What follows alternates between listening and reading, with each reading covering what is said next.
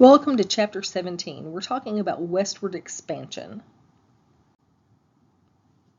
This is a timeline. You can find it in your book. It starts here in 1848 and ends with 1887. We're going to talk about these things, but we're also going to talk a little more about things that happened during this time frame.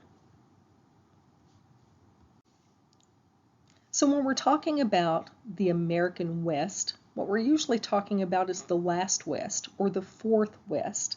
Since the colonists arrived on what would later become the United States, they've been moving west.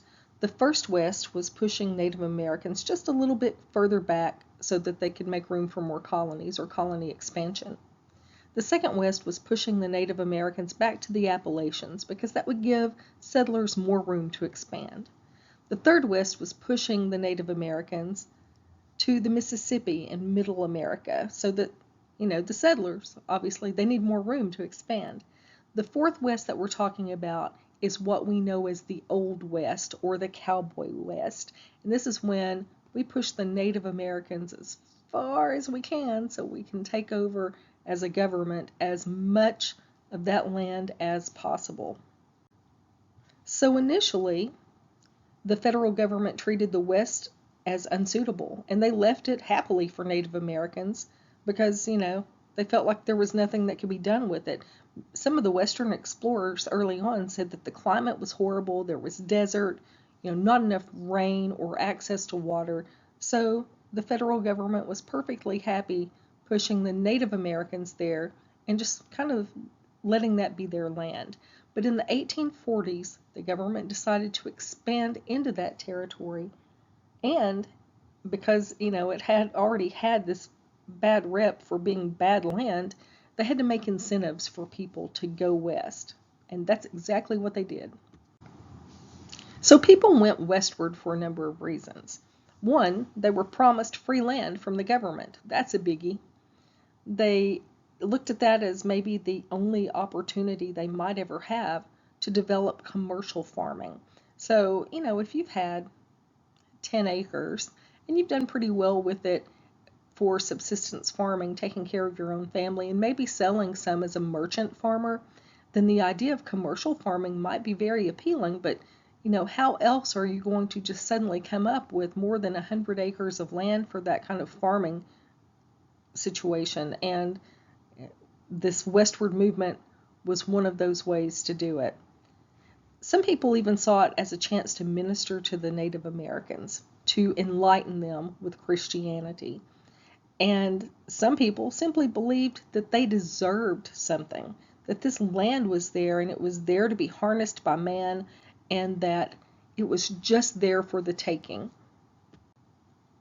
And this idea of just there for the taking is called manifest destiny.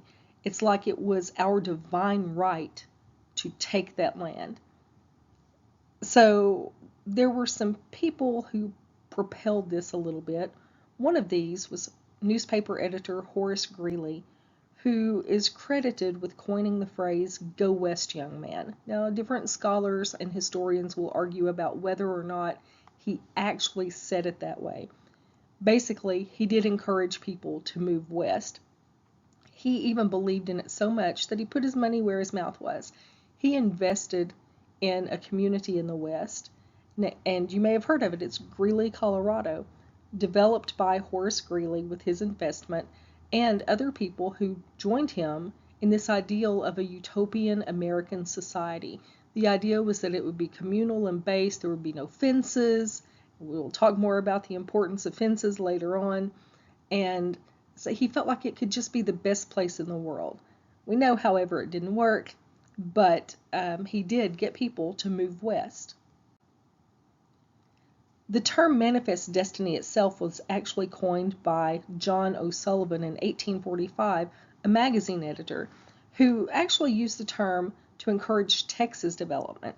So I want to point out something to you here. These two people who publicly encouraged and got results for people to move west, Horace Greeley, a newspaper editor, and then John O'Sullivan, a magazine editor, these people used the media to promote things that they felt, were important. At this point, it's probably just opinion on their part, but it becomes propaganda that the government uses to encourage this movement west, and the idea of manifest destiny, that Americans deserved this land, became the driving force of the westward expansion of the last West. Again, we see that there's this interest in improving the lives of Native Americans by making them more civilized. And also, John O'Sullivan's idea of manifest destiny forgave people for any wrongdoing that they might have to do in the process. So, you might have to steal the land from the Native Americans, but it's okay because it's for their own good. Or, there might be a war breakout. You might have to kill some people. Killing biblically is wrong, but you'll be forgiven because you're doing it for someone else's own good. So you can see I hope you can hear the sarcasm in my voice when talking about this. I hope you can obviously see the irony in this situation. And mostly, like we've already talked about, these people felt like these resources should be harnessed and used, and they felt like they deserved every right to do that. In addition to media encouragement to go west, there was some legislation that helped that too. The Homestead Act and the Pacific Railway Act, both from 1862, and we'll talk about each one individually. The Federal Homestead Act said that a head of household or person over 21, including unmarried women. Now remember, women are not given the right to vote at this time, but unmarried women, according to the Homestead Act, were eligible to be given 160-acre tracts of land just for the low filing fee, just the cost of filing the paperwork. The one requirement was to improve the land, and improve was loosely distributed as a definition. So improve could be anything. It could be build a small house, build a little barn, feed your livestock there, or just clear a few acres. Just, clear out some brush or something. As long as you did something to that land, then it was considered an improvement. 270 million acres of public domain land were given away by the Homestead Act. In this map, I'll let you take a look at it on your own, but it shows the trails in orange that people used for westward migration. You see the Oregon Trail up at the top. And the blue lines show railroad that were built, not rivers, railroad. Speaking of railroad, the Pacific Railway Act commissioned Union Pacific to build track from Omaha, Nebraska, into the west. And then the Central Pacific built railroad track from Sacramento back toward the east. The act gave both companies 200 feet on both sides of the track and provided more land grants as needed too. They also got more funds if the terrain was difficult, and we know the terrain was difficult because it crossed desert, it had to cross mountains, so it was difficult terrain. These railway companies got rich. The tracks connected at Promontory, Utah in 1869, which completed the Transcontinental Railroad. And this picture shows the golden spike that connects the country by rail. And this spike was symbolic to show that we were connected as a nation. It made travel easier. It made shipping a lot easier than it ever had been. With more people moving west with the railways in now and travel being a little easier, the U.S. government set up forts to protect the American settlers. This is a picture of some Buffalo soldiers. These were the first peacetime all-black regiments of the U.S. Army, and they protected those early settlers from Native American attacks. And they also served as some of the country's first national park rangers. As I mentioned, the U.S. established several forts to protect settlers from Native Americans and to help them in their process of settling. Fort Laramie in Wyoming was built in 1834, and Fort Apache in Arizona was built in 1870. There were forts in Colorado and Wyoming that became important trading posts for fur trappers as well. So it wasn't just about protecting, it was about providing services too. Speaking of services, forts in Kansas, Nebraska, and North and South Dakota helped farmers during drought or crop disasters. And then along the California coast, there were forts that helped protect the country during the Mexican-American War and the Civil War. And they helped the U.S. Navy and supported, that's hard to say, supported Pacific trade routes too. So now we'll talk about who traveled west. There were hundreds of thousands of people that traveled west on the Oregon, California, and Santa Fe trails. But the fact that there were so many of them, you hear their safety in numbers, but that wasn't exactly true. They still faced illness, starvation, and other dangers. So to answer that question, who traveled west? Initially, quite honestly, it was people with money. They were white, native-born farm families from the east. The trip was expensive because you had to buy ahead. You had to buy all the supplies you might need for establishing a home base and crops when you got to the West. So you had to relocate, the expense of relocating, and then once you got there, say things went great. You made it, there were no deaths along the way, you made it to the West, you still had to prepare the land for your crops, you had to plant, and then you had to wait for the harvest. So we're talking a good length of time between arrival in the West and payday from that first crop. And so for that reason, people who went had to have some money backing them in order to really be successful there. The Homestead Act did make it possible for the poor to go. In a lot of cases, it was really their only chance for success, their only chance to have property or to gain wealth. And immigrants also went west for the land grants. And as they did that, they created smaller communities based on their own cultures. African Americans also traveled west. These freedmen, after the Civil War, many of them headed west. These people were called exodusters, as a play on the biblical term exodus for the people who were the African Americans who were leaving the Old South. They had to get away from the racism and violence of the South. They needed opportunities. By 1890, there were 500,000 blacks, or a few more than that, living west of the Mississippi. The majority of them were farmers, but there were 120,000 African American cowboys.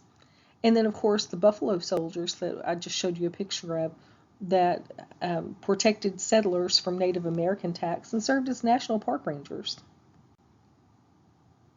And this is a picture of Laura Ingalls Wilder. You may have heard of the Little House on the Prairie books, and maybe even the Little House on the Prairie TV series from the 1970s. But it was all about her experience and her family's experience as pioneers of the West. The Ingalls family would have been known as a sodbuster. These were people who moved west for opportunity.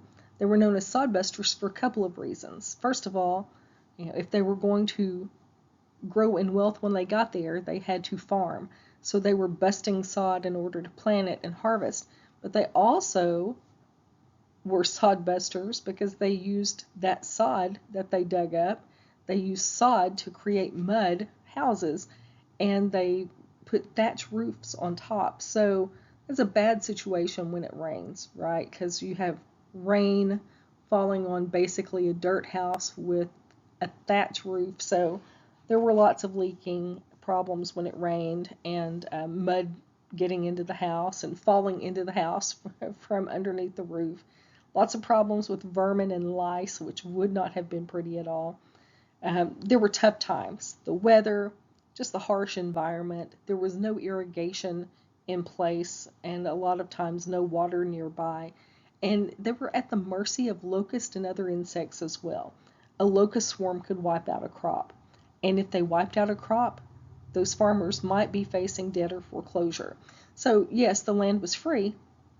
160-acre tract of land was absolutely free. But, in order to be able to survive until those crops came in, people borrowed money from banks. And if they couldn't pay that money back, guess what happened? They foreclosed upon that land, that free land. So free comes with a big price. In 1902, the Newlands Reclamation Act sought to help pioneers with at least the water aspect of the problem. They started setting aside funds from the sale of public land to help build irrigation and dams so that they could have the water necessary for human life. And here's a picture of one of those sod houses I was telling you about. You can see how that could be bad in case of rain. Of course, part of the pioneer life is the pioneer spirit and addressing these problems. So eventually more railroads helped farmers because they were able to bring in lumber and machinery that would help in farming. And one of those things could have been a John Deere tractor, or actually a John Deere plow, that was marketed as early as 1838. But James Oliver improved that plow in 1860, and it was geared specifically to handle the problems of the land in the West. And larger commercial farms developed, and they were called bonanza farms. They used migrant labor. So, we have eliminated slave labor in the South. We have migrant labor in the West, and those are very low-paying jobs. So the pioneer wife. And we don't hear a lot about the story of pioneer women simply because they didn't take time to write or retell. For the most part, we do have at least Laura Ingalls Wilder's recollection. But women still face the same physical hardships that men did, with childbirth added to that. Often there was no midwife, no doctor nearby, which meant increased deaths for mothers and their newborns. Some women did work. Some women worked outside the house. Working inside the house was a chore then too. But some women worked as teachers or cooks. They sewed for other people. Most of them worked on the family farm. And obviously they didn't have many rights. They couldn't sell property. They couldn't file for divorce. They couldn't serve on jury duty. And for the most part, no voting. Now, that develops later, but initially no voting. And it's interesting that the Adam Ruins Everything clip about women in the West paints them all as prostitutes. Keep in mind that not all women who moved west moved there for the economic benefit of prostitution. So because of their contributions, they did gain some respect as an equal partner sometimes in their marriage. And through this whole process of moving west, the Pacific Northwest was among the first region to allow women to vote. One of the things we think of first, it seems like when we start talking about the Old West, is the California Gold Rush, and it was definitely part of it. If you're looking for incentive to make a terrible journey, the idea of having gold at the end of it would be one of those incentives. That's what the gold rush was. The gold was discovered at Sutter's Mill in California, and people rushed to the mines after each discovery was reported. There were people who preyed on the miners who also rushed to the areas. So if, say, gold was discovered in one area, people started flocking to it for work and to develop their own riches, and then merchants and other people who could benefit from that money that these miners were able to spend would move into the areas too. There were saloons, prostitutes, merchants, and criminals, because is it better to rob a poor person or a rich person? And people didn't contain their excitement about their gold findings. So you knew who found gold, and you knew generally that where they kept it, or that they kept it on them. And so it was a hot spot for criminals for that reason. And 49ers, when you hear the term 49ers, that refers to prospectors that panned for gold. And then Comstock found the first big silver discovery in the U.S. It wasn't gold, which is what he was looking for, but he did find silver, which led to more mining, led to copper mining in the Arizona and Montana areas, and more than $300 million in mining shafts were created because of this Comstock Lode. But mining starts to fall off in the 1860s to 1870s because all the easy stuff had been picked. All of the stuff that you could walk out and pan was gone. People started leaving, and they left behind empty towns known as ghost towns. So, not to say that there wasn't still gold there, it's just that you couldn't get to it without heavy machinery. So at this point, gold mining becomes part of big business. Only corporations can afford that kind of equipment. So former prospectors went to work for these big companies. They made a low weekly wage, and they were set off to work in dangerous conditions. It's estimated that about 8,000 people died, and 24,000 people or more were critically injured or permanently injured as results from these dangerous conditions in the gold mines. But the West wasn't all just about gold and mining. Also, we have the cattle kingdom to talk about. Wild cattle roamed the Spanish borderlands, and by the end of the Civil War, there were 5 million longhorns across Texas, but no one claimed them because there wasn't a lot you could do with them. I mean, there was no way to transport them. I mean, you could kill what you needed for your family, but no one really tapped into that market until railroads came along. And then at that point, cattle ranchers and eastern businessmen started working together to transport and sell this cattle back east for $30 to $50 each. So to get these cattle from roaming wild across the West, we had cowboys who herded them and got them to cow towns like Abilene and Wichita or Dodge City, where they could then get them on railroad cars to ship them back east. So the cowboys would drive the cattle there, put them on the railway, and the cowboys got paid when they arrived at the railway terminal. And so for that reason, you've got cowboys there, and you've got money. They've got money because they just got paid. So these towns develop around this, which is why they're called cow towns. Joseph McCoy saw this as another opportunity. So he built stockyards and hotels and banks in Abilene to serve this growing cattle drive industry and the needs of all the cowboys, and created a thriving town. So the idea with the stockyards is that, maybe there's not always a train there that can leave right away to take your cattle. So he built areas that the cattle could be stored until they could be shipped. So he really helped propel the cattle industry. So let's talk a little about the cowboys. Who were they? Well, they were men, usually in their 20s. A third of all cowboys were either Hispanic or African American. And from 1865 to 1885, in that 20-year period, there were 40,000 cowboys across the Great Plains. They used things like saddles, lassos, chaps, lariats that we identify very closely today with cowboy culture. However, those were actually borrowed from Mexican culture. So they were not new tools at all. In the era of free range, cowboys would drive cattle with no problems, but land ownership and boundaries and the things you put on property to indicate those boundaries, like fences, really started changing the cattle drive. The Native Americans called barbed wire devil's rope when it was invented, but ranchers loved it because it was a cheap and effective way to contain their cattle.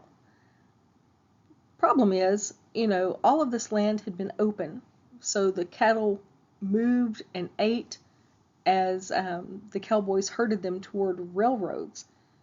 With fences, it takes up part of where they can eat because they're not just allowed to roam free. Barbed wire was cheap, so landowners really took advantage of it.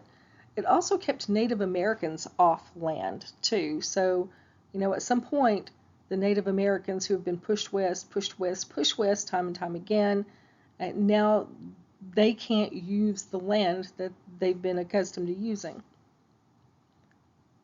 So more Eastern investors bought land, and the cattle industry moved kind of into a corporate venture situation at this point. And I thought this is interesting. There's a song that was actually sung originally by Cole Porter back early on, but this is a version from Roy Rogers that if you watch a lot of Western movies, you've probably heard of Roy Rogers. And he had a TV show that was Western themed in the 50s. You can still catch it in rerun on TV. But Roy Rogers is singing the song Don't Fence Me In. And Cole Porter based the song on a poem written by a person from Montana who was writing about this situation about the fences. So I want you to listen to that. So take a few minutes and go back and click the link to the slide, actually on the slide, so you can hear it. And I love patents. I don't know if you guys know this or not, but you can go to Google Patents and you can look up patents from people in your hometown or people from your state or a specific patent in general. This is a picture of the paperwork that Joseph Glidden turned in 1873 when he invented barbed wire, which changed the face of the American West. So like through all history, there are myths and realities. And the Old West violence has both. First of all, lure of quick riches led to a rough life in the West because it drew a lot of people, well-meaning people and not so well-meaning people. There were some thugs, that's what I'm trying to say, and anytime you get a conglomeration of thugs together, then, there can be some trouble, some violence. So the idea of this violence and, honestly, of the riches were exaggerated by these little novels of the day that were sold in dime stores.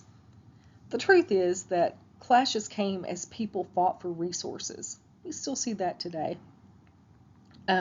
Sometimes range wars developed between large and small cattle ranchers, and some mining towns were known for violence.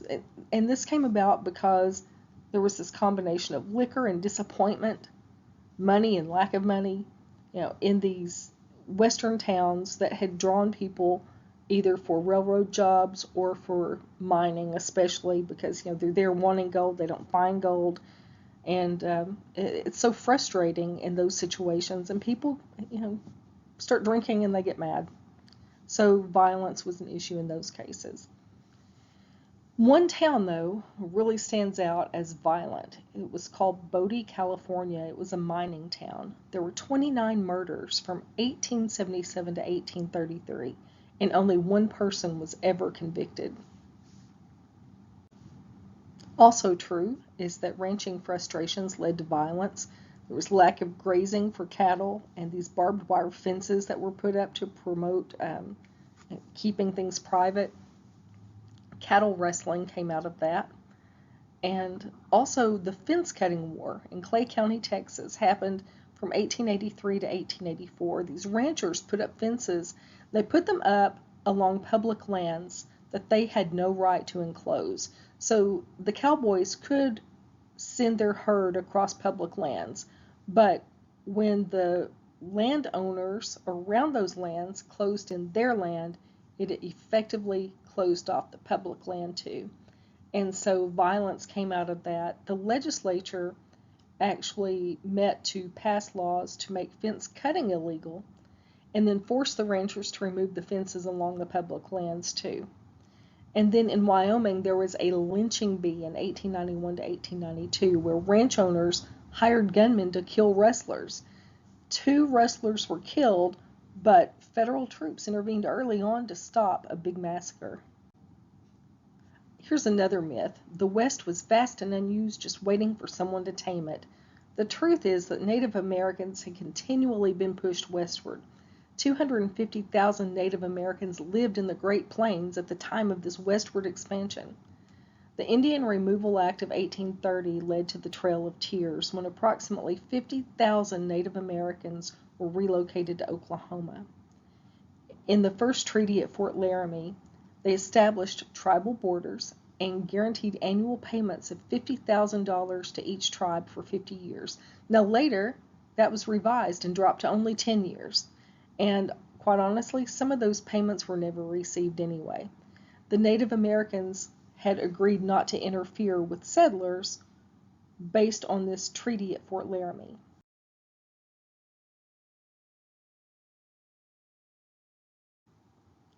And as I just said about the first treaty of Fort Laramie, many of those payments were never sent. The tribes never got their money. The government even took land that they'd set aside for the reservations and gave it to more settlers. Rather than negotiating new treaties, settlers sometimes attacked the tribes out of fear. The Dakota War happened when the Dakota Sioux killed white settlers who moved onto their lands. Approximately 1,000 white settlers were captured or killed in that attack. U.S. troops captured 400 Sioux. 303 of them were sentenced to death, but Lincoln stepped in and released all but 38 men. Those 38 Sioux men were hanged in the country's largest mass execution ever. And this is a picture of Sitting Bull. He was the iconic figure who led the battle at Little Bighorn River. We'll be talking about that in a moment. I just love this part of American history when we start getting into the fact that we can see photos of people. And we're not relying on images anymore. We're actually seeing photographs. Okay, let's go back to the Dakota War for just a minute. Remember, it's when the Sioux killed 1,000 settlers. That led to fear among settlers everywhere. In Colorado, the Arapaho and Cheyenne tribes fought back. White militias formed and wiped out some of the tribes, even the ones that were willing to cooperate. In Sand Creek, Colorado, Colonel John Chivington led a raid on a camp that had already negotiated a peace settlement. The camp, the Native American camp, had an American flag plus a white surrender flag flying over it when Chivington sent his troops in at night and killed approximately 100 people while they slept. That includes women and children. And then he had them scalped for sport, and he showed those off at his home frequently when he had visitors. The Battle of Little Bighorn was the most famous battle in the West. Sioux chief Sitting Bull, who I showed you the picture of a minute ago, encouraged neighboring tribes to defend their lands.